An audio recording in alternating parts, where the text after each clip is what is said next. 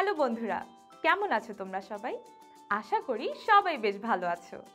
আমি রুবাইসা নাশা সাদিয়া তোমাদের সবাইকে স্বাগত জানাচ্ছি GoG8-এ।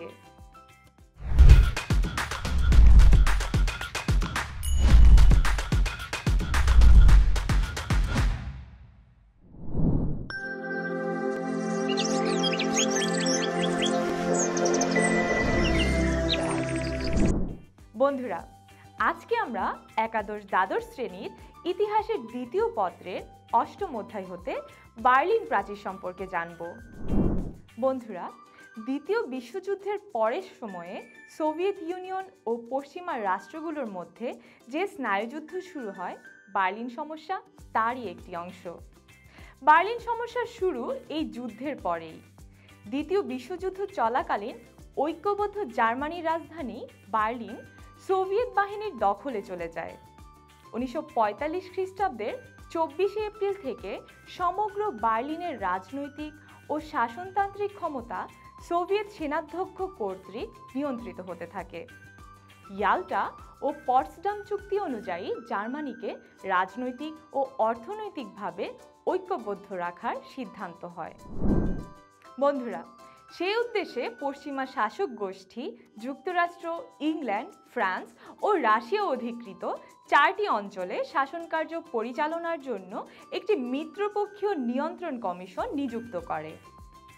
জার্মানি উল্লেখিত ওই 4টি রাষ্ট্র 4 ভাগে ভাগ করে নিজেদের মতো করে শাসন করে আসছিল। নিয়ন্ত্রণ কমিশনের সদর দপ্তর বার্লিনে অবস্থিত হওয়ায় পশ্চিমা শাসক গোষ্ঠীর সৈন্যরা বার্লিনে প্রবেশ করে। 1948 সালের মার্চে পশ্চিমা শক্তির নিয়ন্ত্রণ কমিশনকে অসহযোগিতার কারণে কমিশনের কার্যক্রমে ভাটা পড়ে।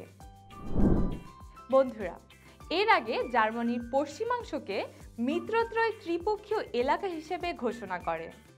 পুঁজিবাদী রাষ্ট্রগুলোর আশঙ্কা ছিল সোভিয়েতের সাম্যবাদের আদর্শ পশ্চিমাংশে প্রসার লাভ করতে পারে। প্রসার ঘটলে রাশিয়া জার্মানিকে বিরোধী ঘাঁটিতে পরিণত করবে। ভূরাজনৈতিক কারণে জার্মানির গুরুত্ব মিত্রজোটের কাছে যেমন ছিল, রাশিয়ার কাছেও তেমন ছিল।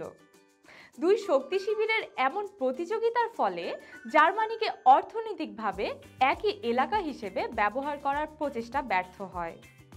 20 জুন 1948 সালে পশ্চিমাংশের নিয়ন্ত্রণকারী রাষ্ট্র 3টি তাদের অধিকৃত এলাকায় মুদ্রা ব্যবস্থার সংস্কার করে নতুন মুদ্রা মার্ক চালু করে।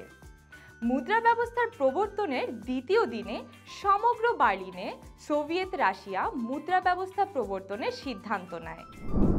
বন্ধুরা, এর পাল্টা ব্যবস্থা হিসেবে পশ্চিমা শক্তিবর্গ সোভিয়েত ইউনিয়নের ঘোষণাকে অবৈধ ও বাতিল বলে ঘোষণা দিয়ে তাদের প্রবর্তিত মুদ্রা সংস্কার ব্যবস্থাকে কার্যকরী করে। সোভিয়েত ইউনিয়ন অর্থনীতি আলাদা করায় পশ্চিমাদের ব্যবস্থা অকার্যকর করতে উদ্যোগ নেয়। পূর্ব বার্লিনের সাথে যোগাযোগের পথ অবরুদ্ধ করে রাখে, যা প্রথম বার্লিন সংকটের জন্ম দেয়। এই অবরোধের উদ্দেশ্য ছিল বার্লিনের পশ্চিমাংশের বেসামরিক জনগণের উপর অমানসিক চাপ সৃষ্টি করা, যাতে পশ্চিমা শক্তি বার্লিন ত্যাগে বাধ্য হয়। এ সময় পূর্ব বার্লিনের সোভিয়েত সেনাধ্যক্ষ পশ্চিমা শক্তিবর্গকে বার্লিন ছেড়ে যাওয়ার দাবি জানান। এরপরে ঘটে যায় অনেক ঘটনা।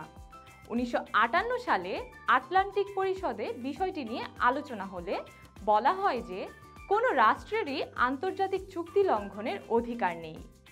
বার্লিন সমস্যার যৌথভাবে সমাধান হওয়া উচিত। রাশিয়ার প্রেসিডেন্ট ক্রুশচেভ আলোচনায় বসতে রাজি হন। 1961 সাল পর্যন্ত মোটামুটিভাবে বার্লিন নিয়ে আর বড় কোনো সংকটের উদ্ভব হয়নি। বন্ধুরা, 1961 সালের আগস্টে মার্কিন ভাইস প্রেসিডেন্ট জনসন বার্লিন সফর করলে বার্লিন সংকট আরও জোরালো হয়।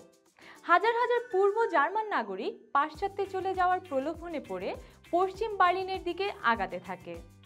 এর মধ্যে পশ্চিম ও পূর্ব বার্লিনের মানুষের মধ্যে জীবনযাত্রার মানে বেশ পরিবর্তন ও পার্থক্য দৃশ্যমান হয়ে গিয়েছিল। তাদের পূর্ব বার্লিনে ফিরে আসার আহ্বান জানানো সত্ত্বেও কোনো কাজ হয়নি, বরং পূর্ব বার্লিনবাসী আরও অধিক হারে পশ্চিমের দিকে পালাতে থাকে। বন্ধুরা, এ ধরনের বহু সংখ্যক লোকের বহিরাগমন রোধকল্পে পূর্ব জার্মান সরকার 12ই আগস্ট পূর্ব ও পশ্চিম বার্লিনের মধ্যকার সীমারেখা বন্ধ করে দেয়। সোভিয়েত ইউনিয়নের পরামর্শে নাগরিকদের বহির্গমন ঠেকানোর জন্য পূর্ব ও পশ্চিম বার্লিনের সীমারেখা বরাবর 155 কিলোমিটার দীর্ঘ সিমেন্টের দেয়াল দিয়ে পৃথক করে ফেলে। এটাই হলো বার্লিন প্রাচীর নির্মাণের পটভূমির ইতিহাস। 1964 সালের ক্রিসমাসের আগে পর্যন্ত বার্লিনের দুই অংশের বাসিন্দারা কেউ কারো মুখ দেখেনি। বন্ধুরা, ইতিহাসে এ দেয়ালই বার্লিন প্রাচীর নামে খ্যাত। এই প্রাচীরটি ছিল সমাজতন্ত্র ও পুঁজিবাদের বিভাজন রেখা এবং জার্মান জাতির বিভক্তির প্রতীক। 1989 সালের 9 নভেম্বর জার্মান জাতির বিভক্তির প্রতীক বার্লিন প্রাচীর ভেঙে ফেলা হয় এবং জার্মানির একত্রীকরণ ঘটে। বার্লিন প্রাচীরের অবসান ও জার্মানির একত্রীকরণের প্রভাব ইউরোপের রাজনৈতিক ইতিহাসে গুরুত্বপূর্ণ। এ পর্যায়ে আমরা এই প্রভাব নিয়েই জানব। প্রথমত, জার্মানি একটি জাতিরাষ্ট্র হিসেবে প্রায় 45 বছর পর আবারও আত্মপ্রকাশ করে। প্রথম বিশ্বযুদ্ধ পূর্ববর্তী সময়ের শক্তিরূপে জার্মানি এখানে আত্মপ্রকাশ করতে না পারলেও নিকট ভবিষ্যতে ইউরোপে এবং বিশ্বের একটি শক্তিরূপে আত্মপ্রকাশ করবে, তা নিঃসন্দেহে বলা যায়।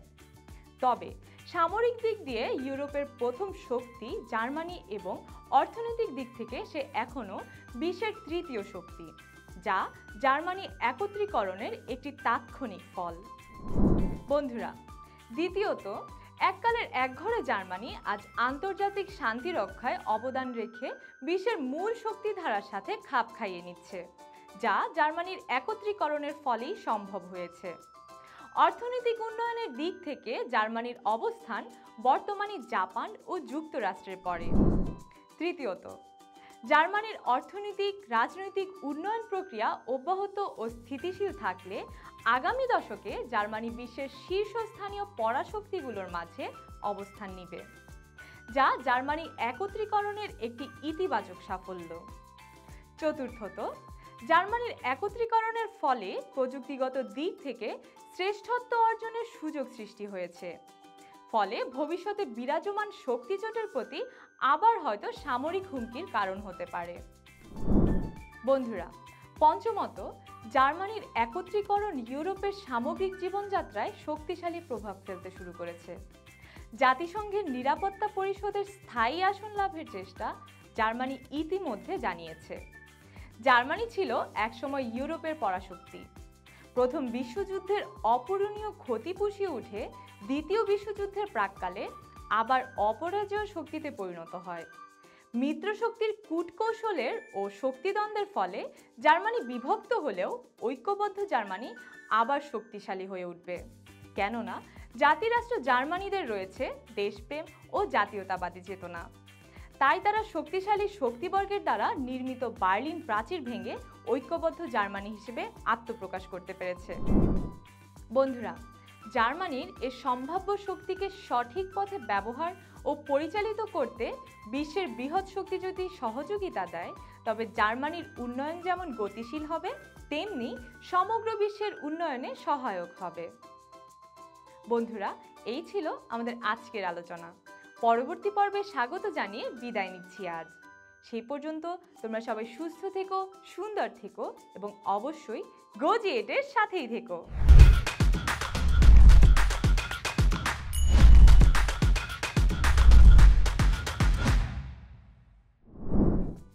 বন্ধুরা, আজকের আলোচনা থেকে চলো কিছু গুরুত্বপূর্ণ নোটস জেনে নেওয়া যাক। বার্লিন প্রাচীর ছিল সমাজতন্ত্র ও পুঁজিবাদের বিভাজন রেখা এবং জার্মান জাতির বিভক্তির প্রতীক। 1989 সালের 9 নভেম্বর জার্মান জাতির বিভক্তির প্রতীক বার্লিন প্রাচীর ভেঙে দুই জার্মানির একত্রীকরণ ঘটানো হয়। 20 জুন 1948 সালে পশ্চিমাংশের নিয়ন্ত্রণকারী রাষ্ট্রসমূহ জার্মানির অধিকৃত এলাকায় মুদ্রা ব্যবস্থার সংস্কার করে নতুন মুদ্রা মার্ক চালু করে। 1961 সালের আগস্টে মার্কিন ভাইস প্রেসিডেন্ট জনসনের বার্লিন সফরের মাধ্যমে বার্লিন সংকট তৈরি হয়।